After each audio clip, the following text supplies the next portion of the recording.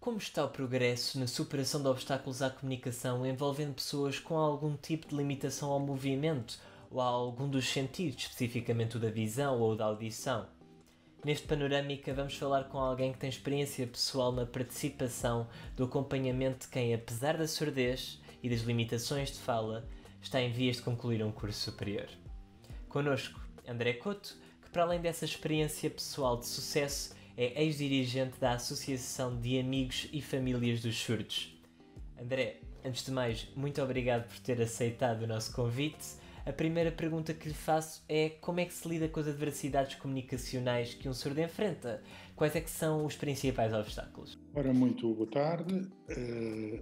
A questão, começo por responder o seguinte. Ninguém espera, quando se é pai, quando se é mãe, ter um filho que tem necessidades diferentes. E nós temos que encarar este processo não como um tolerar essa diferença, mas sim um aceitar da diferença. Esse é o primeiro passo que temos que dar para construir um futuro. E na construção desse futuro com necessidades diferenciadas, é importante que se diga que seja qual for o tipo tipificado de diferença, as soluções não são necessariamente iguais. Se a pessoa tem uma necessidade diferenciada e se a nossa sociedade valoriza tanta diferença, é precisamente nas soluções diferentes que temos que encontrar o caminho.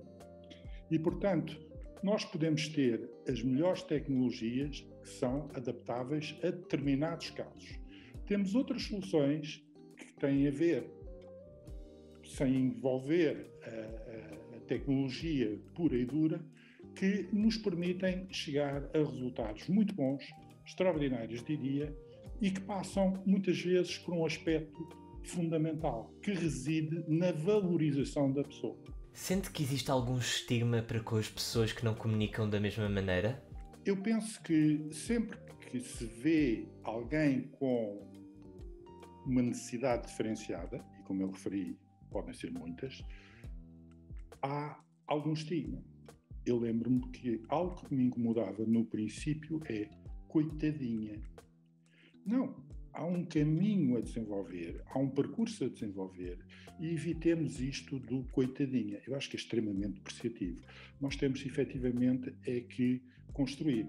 Mas desde esse ponto, que é o coitadinha, que é quando se é muito pequenino, até muito posteriormente, nós temos todo um estigma associado às pessoas que têm necessidades diferenciadas que nos leva a considerar que muitas vezes não conseguem ultrapassar os obstáculos. E eu digo aqui ultrapassar, porque não é retirar os obstáculos.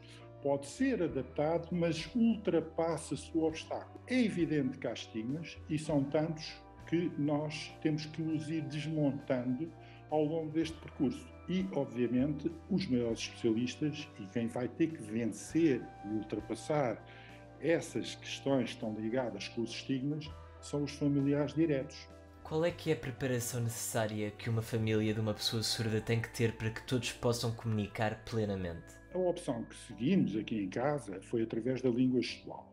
E, muito rapidamente com a língua gestual, conseguiu-se passar para a leitura e depois para a escrita. Num ambiente em que todos falam língua gestual, a criança desenvolve-se, muito rapidamente evolui e consegue desenvolver o seu sistema cognitivo a um ponto que lhe permite, passo a passo, passar à leitura, passo a passo, passar à escrita, compreender o mundo através de um meio diferente e, a partir daí, construir o seu crescimento a nível escolar, ganhando progressivamente alguma autonomia e, por fim, conseguir estar num curso sem ter que estar permanentemente a recorrer ao apoio exterior.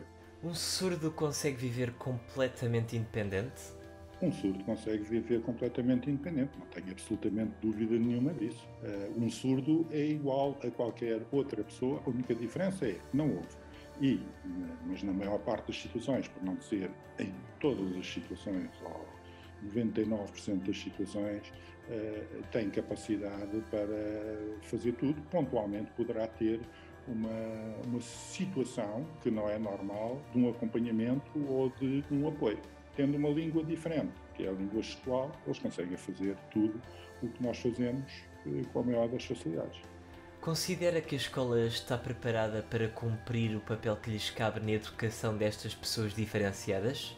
Sempre senti que a escola, pese embora o esforço de todos, tinha alguma dificuldade em lidar com todas as necessidades diferenciadas que existem. E, portanto, dentro de cada diferença há subdiferenças e há subsoluções.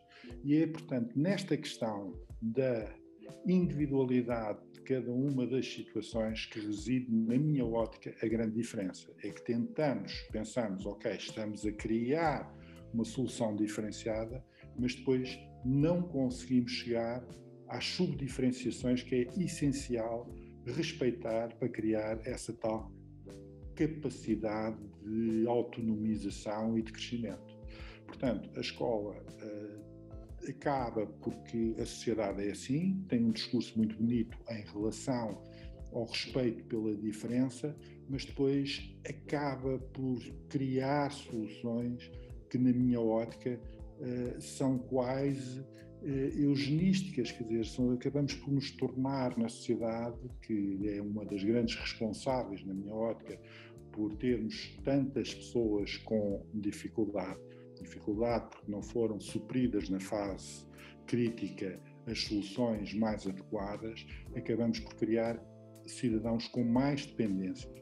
E a escola não tem tido essa grande capacidade porque acaba por ter soluções, muitas vezes diferentes, mas que não são diferentes, em que põem tudo à mistura dentro dessa diferença. E, portanto, estas pessoas, tal como nós, como todos, mas neles nota-se mais, respeitar as pequenas diferenças é essencial. André, mais uma vez, muito obrigado pelo seu depoimento e por ter aceitado dar esta entrevista. Desejo-lhe tudo de bom e uma boa tarde. Obrigado.